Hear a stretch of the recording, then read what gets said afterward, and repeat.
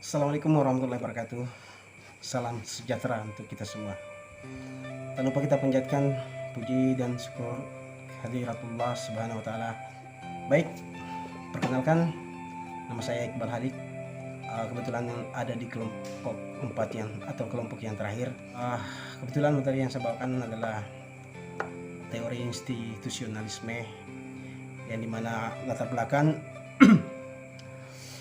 analisis kebijakan publik merupakan sebuah aktivitas praksis yang bertujuan untuk memberikan nasihat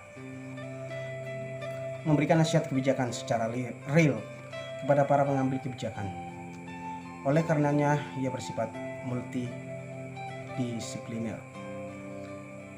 kontekstual, dan berorientasi pada pemecahan masalah. Analisis kebijakan dapat dilakukan oleh siapa saja, baik yang berasal dari institusi pemerintahan maupun institusi luar pemerintahan. Dalam kondisi demikian, kegiatan analisis kebijakan publik sangat membutuhkan dukungan teori, kaitannya untuk memperkuat kerangka pikir dan metode di dalam penelitian kebijakan. Lanjut, teori institusionalisme, yang dimana teori institusionalisme ini menempatkan aspek kualitas kelembagaan sosial politik sebuah negara sebagai penentu keberhasilan pembangunan. Kelembagaan yang dimaksud di sini mencakup konstitusi, regulasi, kapasitas organisasi legislatif, yudikatif, dan birokrasi, serta berbagai mekanisme formal penentuan program prioritas dan alokasi anggaran yang ada di sebuah negara. Kemudian, apa itu institusionalisme? Institusionalisme adalah sebuah studi yang mempelajari tentang asal-usul proses bekerja, dampak dan strategi reformasi terhadap institusi-institusi yang ada di masyarakat. Institusi merupakan basis dari berbagai bentuk interaksi antar manusia, termasuk politik dan kebijakan publik. Baik, kemudian berikutnya, pendekatan institusionalisme terbagi dua, yaitu pendekatan institusionalisme adalah suatu subjek masalah yang mencakup peraturan, prosedur, dan organisasi formal pemerintahan. Institusionalisme lama, yaitu pertama mengupas lembaga-lembaga kenegaraan atau aparatur negara seperti apa adanya secara statistis.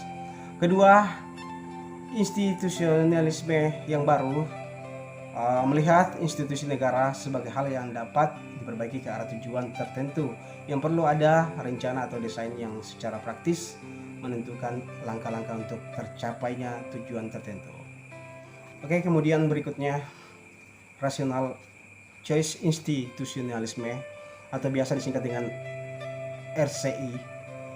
Teori institusionalisme pilihan rasional berpandangan bahwa institusi merupakan mekanisme formal yang bertujuan minimalisasi ketidakpastian dan biaya transaksi. Ada dua sudut pandang yang lazim dalam melihat situasi. Pertama, melihat institusi sebagai kendala yang bersifat exogenous, yaitu institusi merupakan kumpulan atau yang mengatur perilaku individu di dalam organisasi dan masing-masing individu tidak memiliki daya untuk merubahnya. Kemudian yang kedua, melihat aturan dalam institusi diciptakan sendiri, bisa dirubah-rubah oleh para pemain di dalamnya. Dalam sudut pandang ini, institusi merupakan cara equilibrium dan melakukan sesuatu. Historical institutionalisme atau biasa disingkat dengan HI, analisis kebijakan publik dalam perspektif HI lebih diarahkan pada latar atau maupun tempat, ketimbang mengisolasi objek amatan sebagaimana dilakukan oleh RCI. RCI itu sama dengan tadi yang saya sampaikan bahwa rational choice institutionalisme. Kemudian kekuatan analisis historical institutionalis juga dapat ditemukan dari cara menciptakan harmoni antara ide, aktor, dan institusi.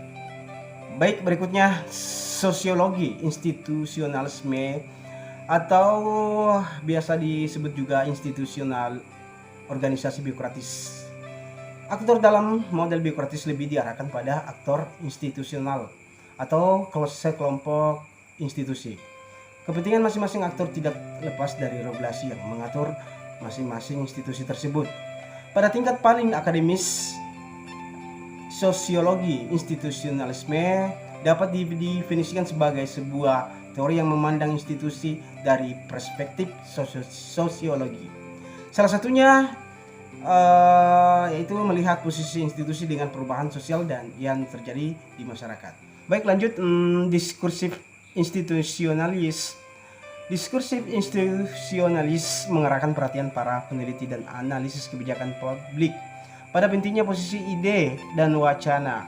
Diskursi yang ada dalam konteks institusi tertentu. Smith menjelaskan adanya dua fungsi wacana pada dimensi ide. Intentional dimension yaitu fungsi kognitif dan normatif. Pertama, fungsi wacana secara kognitif memberikan ruang bagi kemunculan sebuah ide atau gagasan kebijakan publik tertentu. Sedangkan fungsi wacana normatif merupakan kelanjutan dari fungsi kognitif untuk memberikan legitimasi atau konstruksi ide kebijakan yang telah terbangun. Dari kesimpulan dari teori institusionalisme tersebut bahwa teori institusionalisme telah memposisikan dirinya membantu kita menghadapi sebuah pertanyaan penting mengenai dasar-dasar kesamaan organisasi dan turunannya, hubungan antara struktur dan perilaku, peran simbol dalam kehidupan sosial, hubungan antara gagasan dan kepentingan, serta ketegangan antara kebebasan dengan ketertiban.